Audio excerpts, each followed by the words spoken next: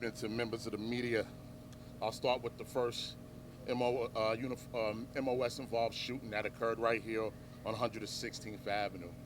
At about 6:05 p.m., a call was placed to 911. It was a male caller. The male identified himself by name, and he made numerous threats. He threatened our governor, he threatened numerous elected officials and dignitaries, and he threatened members of the police department. And he clearly stated that he was going to blow the head off of the first police officers that he saw. A short time later, he made another 911 call, and he basically reiterated the same thing. Members of the 113th Precinct received the call. The sergeant from the 113th Precinct responded with multiple units. All the units that responded were in uniform and in marked police vehicles. The officers didn't pull up directly to the address in question. They stopped a few houses before the house.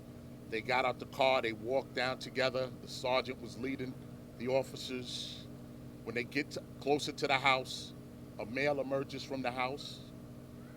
One of the officers calls the male by his name. The male confirms that it's him, and he immediately started cursing at the officers and refused to listen to the commands of the officers as they told him to take his hands out of his pockets, to put his hands up, to stop moving. There was a short verbal exchange between the officers and the male brandished the firearm and pointed it at the officers.